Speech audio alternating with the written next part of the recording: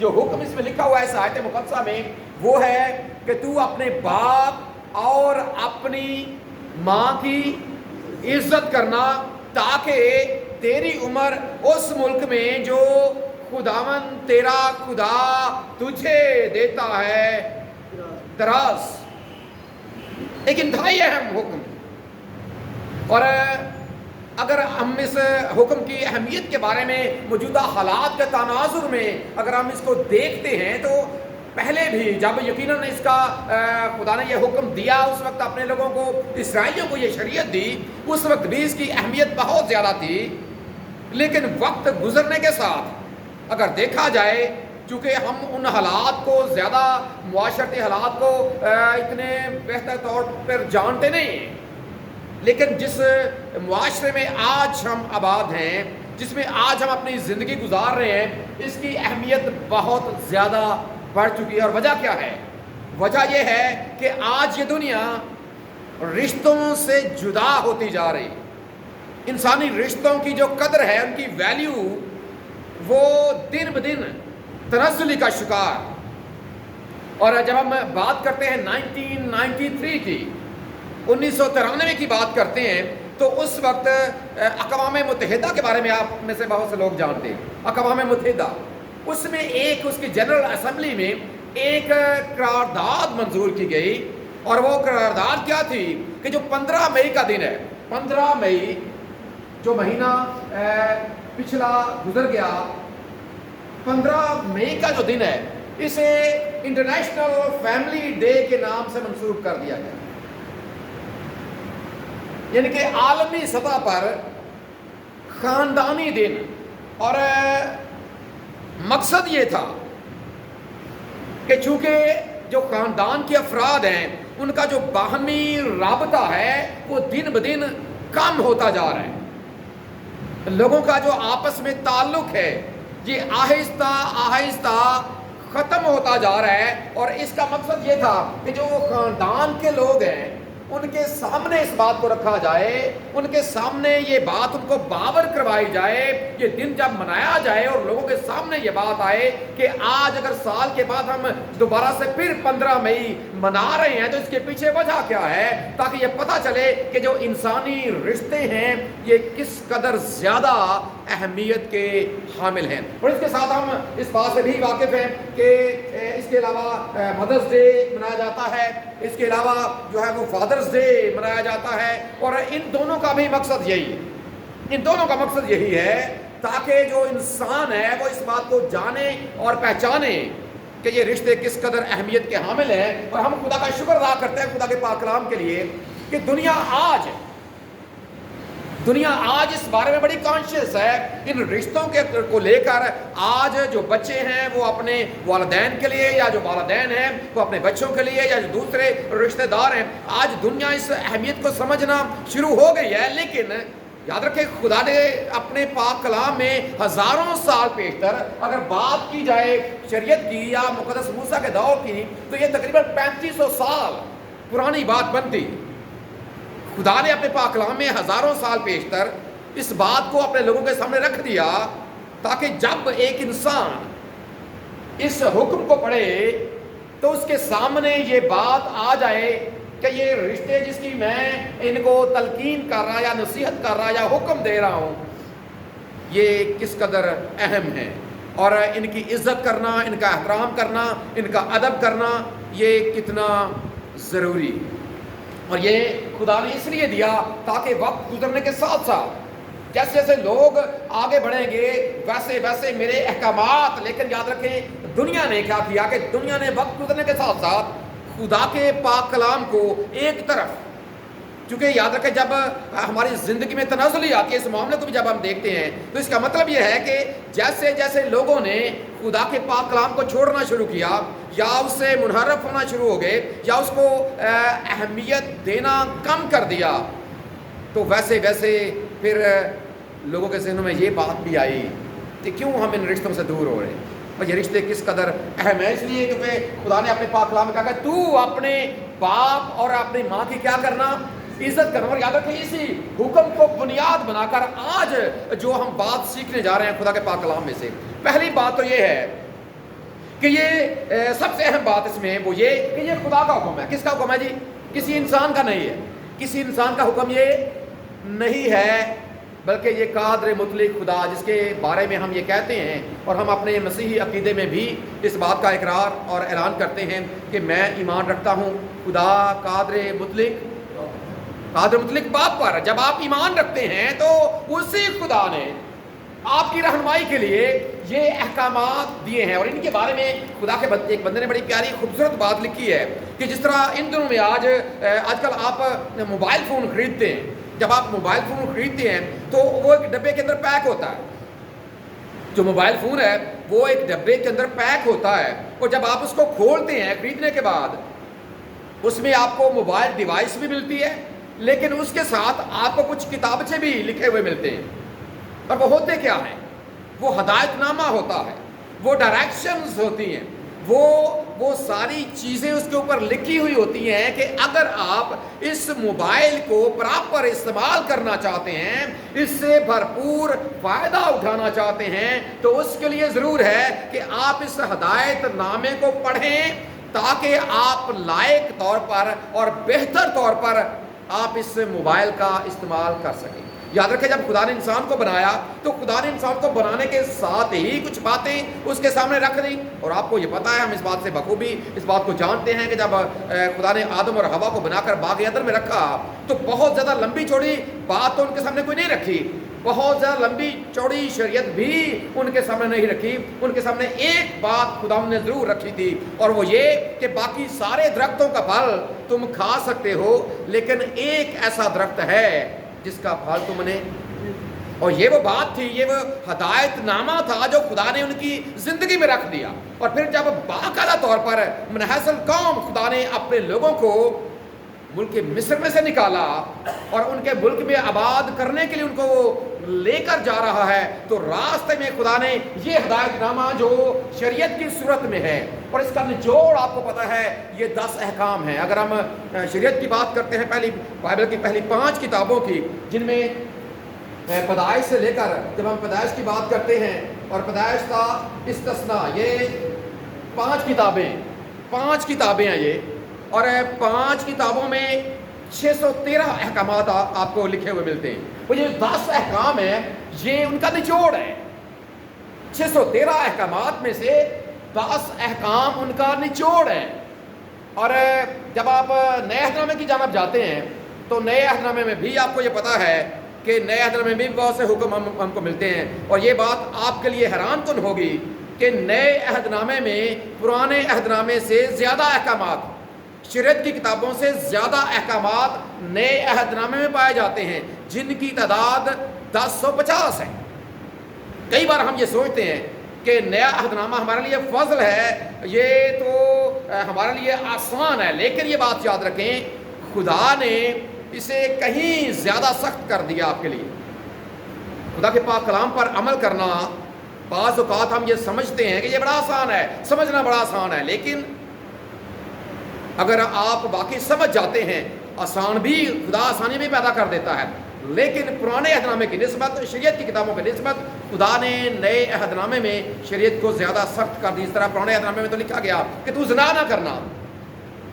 انہی احکامات میں خدا نے کہا تھا، ایک حکم خدا نے دیا. کیا حکم دیا تھا؟ کہ تو زنا نہ کرنا. اور آپ کو پتا ہے کہ خداوند یسوع مسیح نے جب پہاڑی واس میں یہ بات کہی تو خداوند نے یہ کہا تھا کہ تم میں سے اگر کوئی بری نگاہ سے کسی عورت کو دیکھتا بھی ہے تو کیا ہوگا؟ وہ اپنے دل میں اس کے ساتھ زنا کر چکا. اس کا مطلب یہ ہے کہ یہ اس سے کہیں زیادہ سخت ہے. اس کا مطلب ہمیں انتہائی زیادہ محتاط ہونے کی ضرورت ہے ہر معاملے میں، اور خدا کے اس ہدایت نامے کو، ان ڈائریکشنز کو، ان احکامات کو ہمیں یقیناً اپنی زندگی میں بہت زیادہ اہمیت دینے کی ضرورت ہے. جب خدا نے یہ حکم دیا کہ تو اپنے باپ اور اپنی ماں کی، جب ہم باپ اور ماں کی بات کرتے ہیں اور اس سے پہلے کہ ہم باپ کے کردار پر آئیں، یہ ایک ایسا رشتہ ہے، یاد رکھیں. جب ہم یہ کہتے ہیں کہ میں ایمان رکھتا ہوں خدا کا قادر مطلق باپ پر، کہ ہمارا ایمان، ہمارا یقین اور ہمارا بھروسہ خدا کی ذات پر ہے، ہم قادر مطلق خدا کو، جس نے آسمان اور زمین اور اس کائنات کو پیدا کیا ہے، خلق کیا ہے، جو کچھ اس نے دیا ہے، ہم ان کے لیے خدا کا شکر ادا کرتے ہیں. جو نعمتیں، اور دیکھیں اکثر اوقات ہم اپنی دعا میں کیا کرتے ہیں، ہم اپنی دعا میں خدا کا شکر ادا کرتے ہیں، ایسے ہے جی، بلکہ ہم اپنی دعا کا آغاز ہی خدا کی شکر گزاری کے ساتھ کرتے ہیں. اور جب آپ دعا کی ترتیب کو دیکھتے ہیں نا، تو دعا کی ترتیب میں بھی یہی ہے کہ آپ سب سے پہلے اپنے خدا کا شکر ادا کریں. جو کچھ اس نے آپ کو دیا ہے، چاہے وہ اس کائنات کی صورت میں ہے، سورج چاند ستاروں کی صورت میں ہے، ہوا پانی کی صورت میں ہے، حیوانات کی صورت میں ہے، نباتات کی صورت میں ہے، جمادات کی صورت میں ہے، ایک ایک چیز کے لیے، اپنے آپ کے لیے، اپنے گھرانے کے لیے خدا کا شکر ادا کریں. اور وہیں پر یہ بات یاد رکھیں، جب آپ رشتوں کی بات کرتے ہیں تو یہ کہ جو باپ اور ماں کا رشتہ ہے، اس کا انتخاب بھی، دیکھیے آپ نے سورج کا انتخاب خود نہیں کیا کہ یہ سورج میرے لیے چمکے، یہ چاند میرے لیے چمکے، یا یہ چیز میں، دیکھیں ان کا انتخاب آپ نے خود نہیں کیا. زمین کا انتخاب آپ نے خود نہیں کیا، زمین پر رہنے کا انتخاب آپ نے خود نہیں کیا. اس کے ساتھ ساتھ جب ہم رشتوں کی بات کرتے ہیں تو آپ نے یاد رکھیں اپنے رشتوں کا انتخاب بھی، بالخصوص باپ اور جو ماں کا رشتہ ہے، ان کا انتخاب آپ نے خود نہیں کیا. کون کس کا باپ ہوگا، کون کس کی ماں ہوگی، یہ قادر مطلق خدا نے اپنے ہاتھ میں رکھا. اس کا مطلب یہ ہے کہ جو کچھ خدا ہمیں باقی جو کچھ ہمارا خدا ہمیں دیتا ہے، اگر ہم ان کے لیے خدا کا شکر ادا کرتے ہیں تو پھر اس کا مطلب یہ ہے کہ جو باپ اور جو ماں ہمارے خدا نے ہمیں دیے، ہمیں ان کے لیے پہلی بات تو خدا کا شکر ادا کرنا چاہیے. اور دوسری بات اس لیے خدا نے یہ کہہ بھی دیا کہ تو اپنے باپ اور اپنی ماں کی عزت کرنا، کیونکہ یہ رشتہ میں تمہیں دے رہا ہوں. تمہارے لیے باپ اور ماں کا انتخاب میں نے کیا. تم نے خود چوائس نہیں دی مجھے کہ میں فلاں خاندان میں پیدا ہونا چاہتا ہوں، یا فلاں جگہ میں، فلاں ملک میں، فلاں کے ہاں پیدا ہونا چاہتا ہوں. یہ انتخاب میں نے کیا ہے. تمہیں باپ اور ماں میں نے دیے ہیں، چونکہ میں ہی تمہارا خدا ہوں. سو ضرور ہے کہ میرا شکر ادا کیا جائے، اور جو رشتے میں تمہیں دیتا ہوں ضرور ہے کہ تم ان کا ادب اور تم ان کا احترام بھی کرو، تاکہ قادر مطلق خدا جو اوپر بیٹھا ہے، جو آپ کو دیکھتا ہے، وہ اس بات کو جانے اور پہچانے کہ آپ واقعی خدا کے لوگ ہیں، آپ واقعی خدا کی ذات پر ایمان، یقین اور بھروسہ رکھنے والے لوگ ہیں، اور آپ واقعی اس کے احکامات کو قدر کی نگاہ سے دیکھتے ہیں. اور جب ہم عزت کرنے کی بات کرتے ہیں، کہ پچھلے دنوں ایک ویڈیو میں نے اپلوڈ کی ہے، میں بھی کچھ لوگوں نے دیکھی ہوگی، اس میں نے عزت کے حوالے سے بات کی کہ عزت دراصل ہوتی کیا ہے. یاد رکھیں عزت کرنا، کیونکہ یہ چیز آپ کو خدا نے، یہ رشتہ آپ کو خدا نے دیا ہے. اور اس کے لیے جو عبرانی میں جب آپ جا کر اس کا اصل متن میں جا کر پڑھتے ہیں تو اس کا مطلب یہ ہے کہ کسی چیز کے وزن میں اضافہ کر دینا، جو آلریڈی کچھ وزن تو رکھتی ہے، لیکن آپ جب عزت کرتے ہیں، احترام کرتے ہیں، تو اس کا مطلب یہ ہے کہ آپ ان کے وزن میں، ان کی ویلیو میں، ان کی قدر میں اپنی عزت سے اور زیادہ اضافہ کر رہے ہیں. اور جب خدا نے، یاد رکھیں کسی کو بھی خدا باپ اور ماں بناتا، یہ اہم بات ہے کہ 3 حصے دار ہیں آپ کی تخلیق میں. بائبل کے مطابق آپ کی تخلیق میں 3 حصے دار ہیں. سب سے پہلے قادر مطلق خدا اوپر موجود ہے، اور اس کے بعد نیچے والدین ہیں جو منصوبہ بندی کرتے ہیں اپنے بچے کے لیے. قادر مطلق خدا ممکن بناتا ہے، اور پھر اس کے ساتھ زمین پر جو والدین ہیں، اور اس لیے پاک کلام میں لکھا ہے، اگر آپ زبور نمبر 127 اور اس کی آیت نمبر 3 پڑھتے ہیں تو وہاں پر لکھا ہے کہ دیکھو اولاد خداوند کی طرف سے کیا ہے، میراث ہے، خداوند کی طرف سے. حالانکہ ملتی والدین کو ہے، ماں باپ والدین بنتے ہیں، لیکن ممکن خدا کرتا ہے. 3 حصے دار ہیں آپ کو دنیا میں لانے کا جو وسیلہ بنتے ہیں، قادر مطلق خدا ممکن کرتا ہے. اور زمین پر والدین آپ کو زمین کے اوپر لاتے ہیں. اس کا مطلب یہ ہے خدا نے اسی لیے کہا کہ میں خالق تو ہوں، میں مالک بھی ہوں، ممکن میں ہی کرتا ہوں، لیکن چونکہ ان والدین کی بدولت تم اس زمین پر آئے ہو، اس لیے ضرور ہے کہ آپ ان رشتوں کی اہمیت کو سمجھو. اور ان کو وزن دار میں نے بنایا ہے، وزنی ان کو میں نے باپ اور ماں بنا کر میں نے ان کی ویلیو میں، ان کی قدر میں اضافہ کیا ہے. اور اب آپ نے کیا کرنا ہے، آپ نے اپنی عزت سے، جب آپ ان کی عزت کرو گے، جب آپ ان کا احترام کرو گے، تو ان کی ویلیو میں اور زیادہ اضافہ ہوگا، اور ان کو بھی یہ محسوس ہوگا کہ ہمارے خدا نے ہمیں کس قدر ویلیویبل بنایا. اسی لیے خدا نے یہ حکم اپنے لوگوں کو دیا تھا کہ تو اپنے باپ اور اپنی ماں کی کیا کرنا، تاکہ تیری عمر، اور یہ واحد حکم ہے. اگر آپ افسیوں کا خط پڑھیں گے، خدا کا بندہ پولس یہ لکھتا ہے کہ جو یہ واحد حکم ہے جس کے ساتھ وعدہ بھی ہے. کیا ہے جس کے ساتھ ایک وعدہ بھی ہے؟ وعدہ کیا ہے؟ تیری عمر اس ملک میں جو خدا تیرا خدا تجھے دیتا ہے کیا ہوگی؟ دراز، لمبی ہوگی اس حکم کے ساتھ. اور کوئی بھی اور حکم آپ کو ایسا نہیں ملتا جس کے ساتھ خدا نے وعدہ کیا ہے. اس کے ساتھ خدا نے وعدہ بھی کر دیا تاکہ لوگ اس بات کو جانیں اور پہچانیں. اور اس بات کو یاد رکھیں، جب ہم بات کرتے ہیں والدین کی،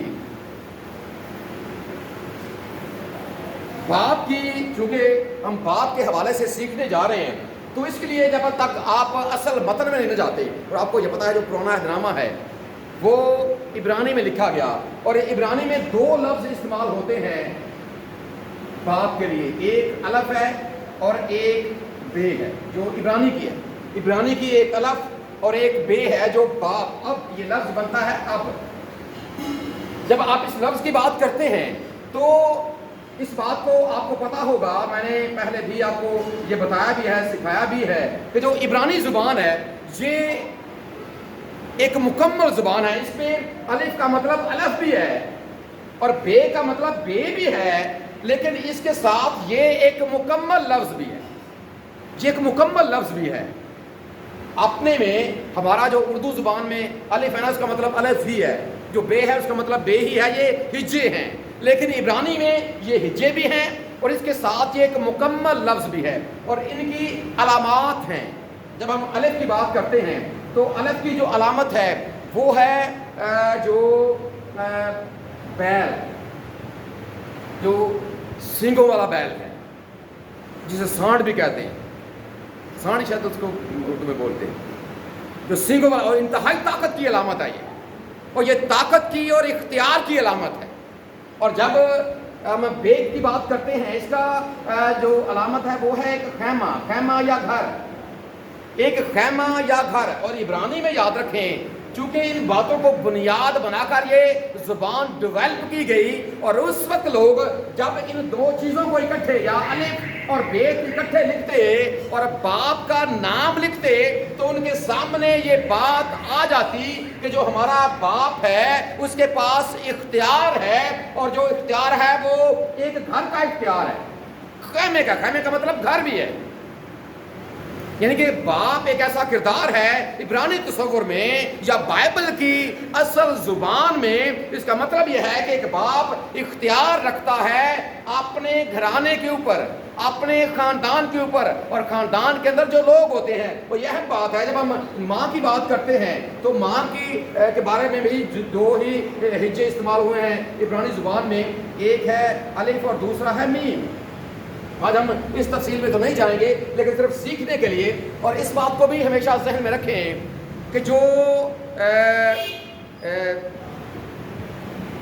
پرانے عہد کی زبان عبرانی ہے، جب ہم عبرانی کی بات کرتے ہیں اور اس کے ساتھ جب ہم بات کرتے ہیں اس معاشرے کی، جب ہم اس معاشرے کی، سامی معاشرے کی بات کرتے ہیں، تو وہاں پر 4 رشتے یہ سمجھا جاتا ہے کہ جو 4 رشتے ہیں مل کر خاندان بناتے ہیں، جس میں ایک باپ ہے اور ایک ماں ہے، اور اس کے ساتھ ایک بیٹا ہے اور ایک بیٹی. بیٹا ہے اور بیٹی، یعنی کہ باپ اور ماں اور اس کے ساتھ بچے، یہ مل کر ایک خاندان بنتا ہے. ہاں، اس کے علاوہ بھی خاندان میں بہت سے رشتے ہیں، بہت سے رشتے ہیں ہمارے گھرانوں میں، ہمارے خاندانوں میں. لیکن ایک خاندان جو ہے ببلیکلی جب ہم اس کی بات کرتے ہیں تو اس کا مطلب ہے کہ باپ اور اس کے ساتھ ماں ہے اور اس کے ساتھ بچے، ان میں بیٹے اور بیٹیاں ہیں. اب جب ہم ان کی بات کرتے ہیں تو ایک بڑی اہم بات، چونکہ خدا کے پاک کلام کی ہم اس بات کے لیے خدا کا شکر ادا کرتے ہیں کہ جب ہم اس پر غور کرتے ہیں تو یہ عجیب طور سے ہماری رہنمائی کرتا ہے، عجیب طور سے. لیکن شرط ہے صرف غور کرنا. عجیب طور سے باپ کے بارے میں کہ وہ اختیار رکھتا ہے گھر والوں کے اوپر، با اختیار ہے، سربراہ ہے اپنے خاندان کا. ماں کی جب ہم بات کرتے ہیں، یہ بھی اس کا آغاز بھی الگ سے ہوتا ہے، اس کا مطلب اختیار ماں کے پاس بھی ہے. اور جب ہم بیٹے کی بات کرتے ہیں، بیٹے کے لیے جو لفظ استعمال ہوتا ہے وہ ہے بہن، اور جب بیٹی کی بات کرتے ہیں تو اس کے لیے ہے بت. اب یہ دونوں بھی بیٹے کے لیے بھی ہے اور بیٹی کے لیے بھی. یہاں پر آپ یہ دیکھ رہے ہیں جو پہلا ان کا بھی لفظ ہے وہ بھی بیت ہے. عبرانی میں ان دونوں کا آغاز الف سے ہو رہا ہے. ان دونوں کا آغاز بیت سے ہو رہا ہے. اس کا مطلب یہ ہے کہ یہ بھی خاندان کا حصہ ہے, اسی خیمے کا حصہ. ان دونوں کی بدولت یہ دونوں اس خیمے میں آئے ہیں, اس خیمے کے اندر آئے ہیں. یہ دونوں یہ گھر کے فرد بنے, اور یہ ممکن قادر مطلق خدا نے کیا.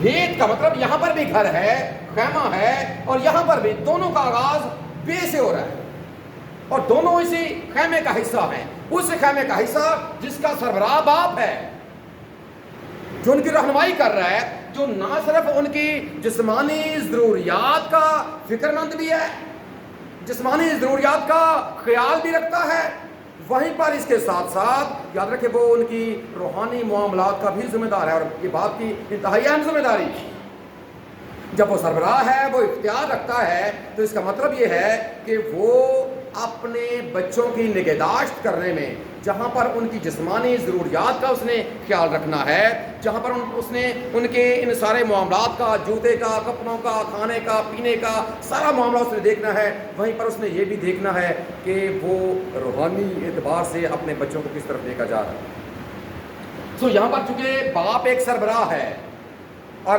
ماں بھی اسی سربراہی میں اس کی حصے دار ہے, اور ان رشتوں کو چونکہ خدا نے ہمیں دیا ہے, سب سے پہلی بات کہ خدا نے انہیں قابل قدر بنایا ہے, اور جن کو خدا نے عزت دی ہے. اور اہم بات یہ بھی ہے کہ پہلے 4 احکامات آپ کو خدا کی ذات کے حوالے سے ملتے ہیں. اس کے بعد جو معاشرتی احکامات کی باری آئی تو سب سے اوپر خدا نے اسی رشتے کو رکھ دی. باقی سارے معاشرتی احکامات ہیں نا, اگر ہم خون کرنے کی بات کرتے ہیں, زنا کرنے کی بات کرتے ہیں, جھوٹ کی بات کرتے ہیں, چوری کی بات کرتے ہیں, لالچ کی بات کرتے ہیں, تو یہ سارے معاشرتی معاملات ہیں.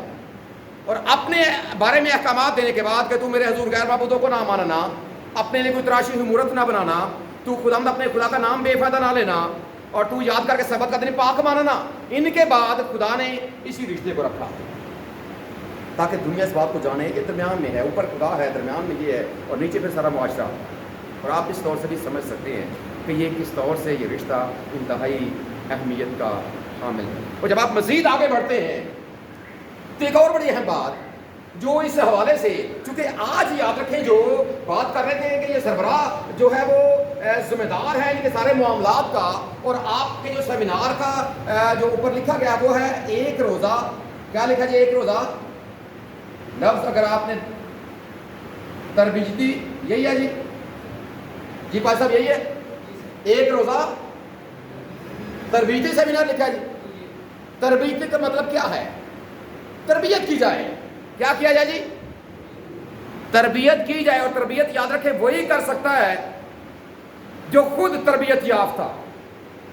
تربیت وہی کر سکتا ہے جو خود کیا ہے جی, جو خود کیا ہے, خود تربیت یافتہ ہے. اگر اپنے آپ کو کچھ نہیں آتا ہوگا, سکھائے گا کیا؟ سہیل صاحب ہیں, دکانداری کرتے ہیں, اپنی شاپ ہے ان کی, اگر ان کو خود ہی دکانداری نہیں آتی, جاؤ کہ سیلز مین, ان کو کیا سکھائیں گے؟ کیا بتائیں گے ان کو یار کیسے گاہک ڈیل کرنا ہے؟ اس کا مطلب یہ ہے جب یہ لکھا گیا ایک تربیتی سیمینار, اور تربیت کا جو اصل مفہوم جب ہم اس کی بات کرتے ہیں تو کتاب مقدس میں ایک بڑی اہم آیت ہے, ذرا نکالیں جن کے پاس بائبل ہے, ذرا ایک آیت نکالیں جی. مثال کی کتاب کا 22واں باب, آیت آپ خود ڈھونڈیں, ذرا 2-3 آیتوں میں آپ کو مل جائے گی آیت. شاباش. آیت ہے کہ لڑکے کی اس راہ میں, تربیت کی مشہور آیت ہے, میں بھی کچھ لوگوں کو زبانی بھی آتی ہوگی. لڑکے کی اس راہ میں کیا کر؟ تربیت کا, جس پر اسے چلنا ہے. مل گیا آیت جی؟ تھوڑا سا لڑکے کی اس راہ میں تربیت کر, اور تربیت سے مراد ایک ایسی ٹریننگ ہے, اور آپ سن کر حیران ہو جائیں گے. اور یہ وہی لفظ ہے جو استعمال ہوتا ہے ان گھوڑوں کے لیے جن کو سدھایا جاتا. گھوڑوں کا سدھایا جانا جانتے ہیں اس کے بارے میں جی؟ گھوڑوں کو کیسے سدھایا جاتا ہے؟ اگر آپ بغیر ٹریننگ کے گھوڑے کو لا کر اس میں جوت دے گے نا ٹانگے کے آگے یا پھر ریڑے کے آگے, تو وہ توڑ دے گا ان کو, اتنی پاور ہوتی ہے گھوڑے کے اندر. ڈائریکٹ سے ان کو اس میں جوتا نہیں جا سکتا. اس کے لیے گھوڑے کی پہلے باقاعدہ ایک ٹریننگ ہوتی ہے, باقاعدہ ایک تربیت, اور یہ بڑا مشکل مرحلہ ہے. گھوڑے ایسے نہیں سیکھتے, گھوڑے ایسے نہیں سیکھتے, ان کے بڑے منہ زور ہوتے ہیں. گھوڑا ایک ایسا جانور ہے جو بڑا منہ زور جانور ہے. اور آپ کو پتا ہے 32 زبور میں ہم ایک گاتے بھی ہیں ایک مصرع کہ نہ ہو گھوڑیاں کھچرا مانگر توں کہ کچھ بھی نہیں ہے سمجھ انہوں نے. لیکن جب ان کی تربیت ہو جاتی, وہی گھوڑے جن کو کچھ سمجھ نہیں ہے, جب ان کی تربیت وہ ٹرینڈ ہو جاتے ہیں, دیکھیں پھر جب مالک جب وہ ٹانگے کے آگے جتا ہوا ہوتا ہے, مالک اگر اس طرف کھینچے وہ ادھر مڑ جاتا ہے, مالک اگر اس طرف کھینچے وہ ادھر مڑ جاتا ہے. ایسا ہوتا ہے کہ نہیں جی؟ کیوں ایسا ہوتا ہے؟ اس لیے کہ اس کی تربیت ہو چکی ہے, اس لیے کہ اسے سکھایا جا چکا ہے. اور یہ تربیت کا لفظ اسی طرح استعمال ہوتا.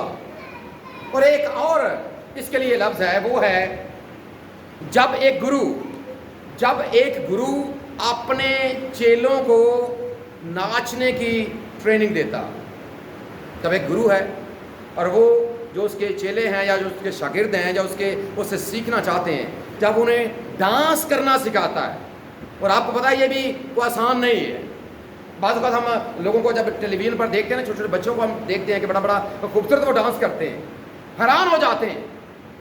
ہم نے انہیں ڈائریکٹ اسٹیج کے اوپر پرفارم کرتے دیکھا ہے, لیکن اس سے پہلے انہوں نے کتنی تربیت لی ہے.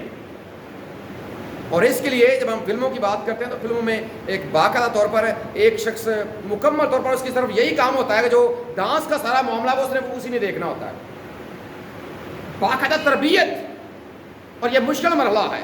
یہ بار بار کرنے سے پھر کہیں جا کر ایک جو بندہ ہے وہ ٹرینڈ ہوتا ہے, پھر کہیں جا کر وہ اس کا سین اوکے ہوتا ہے. جب آپ پھر اسی لفظ کو لے کر بات کرتے ہیں کہ ایک روزہ تربیتی سیمینار, تو اس کے لیے محنت درکار ہے, اس کے لیے لگن درکار ہے, اور اس کے لیے آپ کی سوچ کا زاویہ جب تک یاد رکھیں آپ, اور آپ کے اندر وہ چیز پیدا ہی نہیں ہوتی, جب تک آپ کے اندر وہ جب تک لگن ہی نہ ہوگی. اگر آپ ویسے شوقیہ آ گئے ہیں آپ بھاگ جائیں گے, لیکن جنہوں نے سیکھنا ہوتا ہے پھر وہ سیکھ جاتے ہیں. اور گھوڑے کے ساتھ تو زبردستی کرنی پڑتی ہے, گھوڑے کے ساتھ زبردستی کرنی پڑتی ہے. اور لیکن جب وہ پھر ٹرینڈ ہو جاتا ہے پھر وہ کس طرح آپ کے لیے برکت کا سبب بنتا ہے. اور ایک باپ کا کردار یاد رکھیں, ایک باپ کا کردار ایسا ہی ہے, پہلے خود اس کی تربیت, اور یہ کام چلتا ہے نسل در نسل, آگے آگے آگے منتقل ہوتا ہے. ہم سیکھتے ہیں, پھر بچوں کو سکھاتے ہیں, پھر وہ آگے نسلوں کو سکھاتے ہیں. لیکن جو ہماری اصل درسگاہ وہ تو خدا کا پاک کلام ہے. ہم اس کی بنیاد لیتے ہیں خدا کے پاک کلام سے. لیکن اس کے لیے لگن درکار ہے, سوچ درکار ہے, پیشن درکار ہے, جذبہ درکار ہے. اور جب آپ واقعی اس لگن کے ساتھ, اس ارادے کے ساتھ, اس سوچ کے ساتھ جب آپ واقعی سیکھتے ہیں اور پھر آگے اس کو منتقل کرتے ہیں, اور یہ آپ کی ذمہ داری, کیونکہ آپ کا جو موضوع ہے وہ یہ ہے کہ مسیحی معاشرے میں کس کا کردار جی؟ باپ کا. کس کا کردار؟ باپ کا. کہ باپ کا کردار کیا ہے؟ اور باپ جب تک یاد رکھے خود اس کے اندر, پاک کلام میں تو بار بار یہ بات کی گئی ہے, پاک کلام تو بار بار سربراہ سے مخاطب ہوتا ہے. اگر آپ 128واں زبور پڑھیں تو وہاں پر لکھا ہے کہ مبارک ہے ہر وہ شخص جو خدا سے ڈرتا اور اس کی راہوں پر چلتا, وہ مبارک اور سعادت مند ہوگا, وہ اپنے ہاتھوں کی کمائی کھائے گا. اور اس کے ساتھ لکھا ہے کہ اس کی بیوی اس کے گھر کے اندر میوہ دار تاک کی مانند ہوگی, اور اس کے بچے اس کے دسترخوان کے اوپر زیتون کے پودوں کی مانند. لیکن ایسی برکت اسی کو ملے گی جو کیا کرتا ہے؟ خداوند سے ڈرتا ہے. کیا کرتا ہے جی؟ خداوند سے ڈرنے سے مراد یہ ہے کہ جو کچھ خدا کہتا ہے اس کے مطابق وہ عمل, وہ تربیت لیتا. اور مسیحی معاشرے میں یاد رکھیں یہ انتہائی اہم, اور نہ صرف والدین کی عزت اور احترام کے حوالے سے خدا کا پاک کلام ہماری رہنمائی کرتا ہے, وہیں پر ایک باپ کے کردار کو کہ وہ خدا نے اس کو اختیار دیا ہے. اور اگر خدا نے اس کو اختیار دیا ہے, دیکھیے جب ہمارا خدا ہمیں اولاد دیتا ہے, خدا ہماری ذمہ داریوں میں اضافہ کرتا ہے. اب یہ ذمہ داریوں میں اضافہ کس طرح ہوتا ہے کہ جب والدین تو ہم بنتے ہیں, ذمہ داری میں اس طرح اضافہ کہ ہم بچے کی جسمانی اور روحانی ضرورت ہمارا خدا نے ہمارے سپرد کیا ہے وہ بچے. اس بات کو بھی ہمیشہ ذہن میں رکھنا چاہیے. اکثر اوقات ہم یہ کہتے ہیں کہ یہ میرا بیٹا اور میری بیٹی. ہم اپنے بچوں کے مالک نہیں ہیں, ان کے مختار ہیں.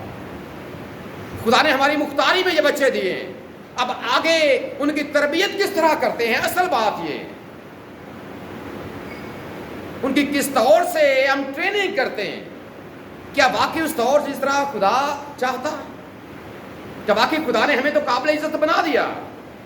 ہمیں ہمارے بارے میں یہ کہہ بھی دیا ہے کہ تو اپنے والدین کی عزت کرنا, باپ کی بھی عزت کرنا, ماں کی بھی عزت کرنا, اس کے بدلے میں خدا برکت دیتا. لیکن یہ کام آگے بڑھنا چاہیے, اور یہ کام ہوتا ہے جب تک آپ تربیت لیتے نہیں ہیں, اس وقت تک بات نہیں بنتی. تو زندگی میں آگے بڑھنے کے لیے ضروری ہے کہ آپ خدا کے پاک کلام کو اپنے سامنے اسے مشعل راہ بنائیں. مشعل راہ بنائیں خدا کے پاک کلام کو کہ وہ کس طور سے آپ کو آگے لے کر بڑھتا ہے, تاکہ آپ خود بھی آگے بڑھتے رہیں, نہ صرف جسمانی طور پر بلکہ روحانی طور پر. اور اس کے ساتھ آپ کی جو آئندہ نسل ہے, یہ آپ کی ذمہ داری ہے کہ آپ, اور جب یاد رکھیں اس کے بارے میں ہم نئے عہد نامے میں آتے ہیں نا باپ کے حوالے سے, تو باپ کے حوالے سے نئے عہد نامے میں جو یونانی لفظ ہے وہ ہے پاتیر. پاتیر لفظ ہے جو نئے عہد نامے میں باپ کے لیے استعمال ہوا ہے. اور یہ ایک ایسا لفظ ہے, اگر آپ پڑھیں گے افسیوں کے نام لکھا گیا یوسف کا خط, اور اس کا 3 باب اور اس کی 4 آیت وہاں پر لکھا ہے کہ رسول وہاں پر کہتا ہے کہ میں اپنے خدا باپ کا شکر ادا کرتا ہوں جس سے دنیا کے سارے خاندان نامزد ہیں. یعنی کہ وہ یہاں پر یہ کہتا ہے کہ وہ جو خدا جس کی ہم بات کرتے ہیں, جسے ہم اپنا باپ کہتے ہیں, پوری دنیا کیونکہ پیدا اس نے کی ہے, زمین پر رہ کر یاد رکھیں جو والدین ہیں یہ ضرور اپنی نسل کو آگے بڑھاتے ہیں, لیکن قادر مطلق خدا اپنی جگہ پر موجود ہے. اور وہ کہتا ہے کہ وہ ساری دنیا کا باپ ہے, اور میں اس کے سامنے اپنے گھٹنے ٹیکتا, اور چونکہ میں اس کے سامنے اپنے گھٹنے ٹیکتا تو ضرور ہے کہ آپ بھی اس ایمان میں آگے بڑھیں. سب سے پہلی بات اپنے خدا کو اپنے سامنے رکھیں کہ آپ کا خدا کس طور سے آپ کی رہنمائی کرتا ہے. اگر وہ آپ کی ذمہ داری میں اضافہ کرتا ہے تو پھر ضرور ہے کہ آپ اس ذمہ داری کو سیریس لیں, تاکہ ہمارے بچے واقعی ایک ایماندارانہ, جب ان کو تربیت ملے گی, ٹریننگ ملے گی, ہماری ذمہ داری میں یہ شامل ہے ان کی ضروریات کا بھی خیال رکھیں, اور اس کے ساتھ ساتھ ہم ان کی جو جسمانی ضروریات ہیں, روحانی ضروریات ہیں, ہم ان کا بھی خیال رکھیں. پھر دیکھیں تو یہی بچے ہیں یہ ہمارے لیے کس طرح برکت کا سبب بنے. اس بات ضرور ہم اپنی زندگی پر غور کریں, اپنے بارے میں سوچیں کہ کیا واقعی سب سے پہلی بات کیا اپنے باپ کو اتنا ادب اور احترام دیتے ہیں, خود گھر کا سربراہ ہے, پھر ماں کا عزت اور احترام کرتے ہیں کیونکہ خدا نے اس کا حکم دیا ہے. پھر اس کے ساتھ کیا واقعی ہم اپنے بچوں کو اس طور سے آگے لے کر چل رہے ہیں جو ذمہ داری ہمارے خدا نے ہمیں دی ہے, کیا ہم اس ذمہ داری کو واقعی جس طرح ہمیں پورا کرنا چاہیے ہم اس کو پورا کرتے ہیں؟ اور اگر تو آپ واقعی پورا کرتے ہیں اس کا مطلب یہ ہے کہ آپ خدا کے پاک کلام پر ایمان, یقین اور بھروسہ رکھنے والے لوگ ہیں. لیکن اگر ایسا نہیں ہے تو آج یہاں پر آنے کا اور خدا کے پاک کلام کو سیکھنے کا مقصد یہی, تاکہ آپ بھی اور آپ کے بچے بھی, اور یہی بات یاد رکھیں جب آپ اپنے بچوں کے سامنے ایمانداری کا مظاہرہ کریں گے, جب آپ اپنے بچوں کو یاد رکھیں, جب آپ ان کے سامنے ان کو ایک ایسا نمونہ دیں گے تو پھر وہ بچے یقیناً آپ سے سیکھیں گے. آپ سربراہ تو گھر کے ہیں, لیکن بچے آپ سے سیکھتے بھی, آپ سے ٹریننگ لیتے ہیں, وہ آپ کو جو کرتے ہوئے دیکھتے ہیں. ایک زمانہ تھا ایک ایڈ ٹیلی ویژن پر آیا, ایک باپ بیٹھا ہوا ہے صوفے کے کرسی کے اوپر, اس کا بچہ نیچے اس طرح بیٹھا. باپ نے کیا کیا کہ سگریٹ کی ڈبیا اٹھائی, منہ کے اندر لگائی, ساتھ میں ماچس جلائی, سگریٹ جلا لی. نیچے بچہ بیٹھا پڑھ رہا ہے, اپنا ہوم ورک کر رہا ہے. اس نے کیا کیا کہ اس نے پینسل لی, اپنے منہ میں ڈالی اور اس نے دیا سل جلا. اور نیچے لکھا ہوا آتا تھا, یہ پرانی بات ہے, مطلب 20-25 سال پرانی ایڈ کی میں بات کر رہا ہوں. نیچے لکھا ہوا آتا تھا کہ بچے بڑوں سے اثر لیتے ہیں. بچے کیا کرتے ہیں؟ بڑوں سے اثر لیتے ہیں. اس لیے ضرور آج ہم نے دیکھنا ہے کہ ہم کیا تاثر دے رہے ہیں اپنے بچوں کو, کیا کردار. ٹھیک ہے ہم انسان ہیں اور کمزور ہیں, کچھ کمزوریاں ہیں ہمارے اندر, لیکن یہ ہم مکمل تو کبھی ہو ہی نہیں سکتے, لیکن کتنی کوشش کرتے ہیں اس معاملے میں کتنی کوشش کرتے ہیں تاکہ ہمارے بیٹے اور ہماری بیٹیاں جو ہمیں کرتے ہوئے دیکھتے ہیں، اگر آج وہ ہمیں دیکھیں گے کہ ہم اپنے باپ اور ماں کا احترام کر رہے ہیں، ادب کر رہے ہیں، تو یقیناً وہ اس بات کو نوٹ کر رہے ہیں، وہ بھی اس کے بارے میں جانیں گے، اور پھر سب سے بڑھ کر خدا انہیں قائل کرے گا کہ آپ نے خدا، اور یاد رکھیں جب آپ اس حکم کی بجاوری کرتے ہیں نا تو آپ ایک تیر سے دو شکار کرتے ہیں۔ ایک تیر سے کیا کرتے ہیں جی؟ ایک تیر سے دو شکار۔ زمین پر آپ اپنے زمینی والدین کا ادب اور احترام کر رہے ہوتے ہیں، اور اسی کے ساتھ جو آسمان پر آپ کا باپ موجود ہے، جس کے متعلق خدا یسوع مسیح نے یہ بات سکھائی کہ جب بھی تم دعا کرو تو کیا کہو؟ اے ہمارے۔ اس کا مطلب جب آپ زمین پر بیٹھ کر اپنے زمینی والدین کا ادب اور احترام کرتے ہیں تو آپ کا آسمانی باپ بھی آپ سے خوش ہوگا، کیونکہ آپ اس کے حکم کو سامنے رکھ کر یہ سب کچھ کر رہے ہیں۔ اور آج یقین مانے اس بات کی بہت زیادہ ضرورت ہے۔ اولڈ ہوم پہلے باہر سنتے تھے، اب ہمارے معاشرے میں بھی عام ہوتے جا رہے ہیں۔ وجہ کیا ہے؟ وجہ یہ ہے کہ لوگ ان رشتوں کی اہمیت کو انہوں نے کم کرنا شروع کر دیا، سمجھتے نہیں ہیں۔ وہ سمجھتے کہ ہاں جو رشتے ہیں ان کو استعمال کریں، بس چھوڑ دیں۔ یہی وجہ ہے کہ ہم تناسلی کا شکار ہیں، لیکن خدا نہیں چاہتا، خدا کی یہ مرضی نہیں ہے، خدا کے پاک کلام کی یہ مرضی نہیں ہے۔ خدا یہ چاہتا ہے کہ ہم خود بھی خدا کے لوگ بنیں، اور اس کے ساتھ اپنے بچوں کو بھی یہی سکھائیں، تاکہ ہماری نسلوں سے، جب تک زمین پر ہماری نسلیں آباد ہیں، ہماری نسلوں کے وسیلے سے بھی خدا کے نام کو عزت اور جلال ملتا رہے، اور خدا اس پیغام کے وسیلے سے ہم سب کو خوش ہیں۔ Thank you.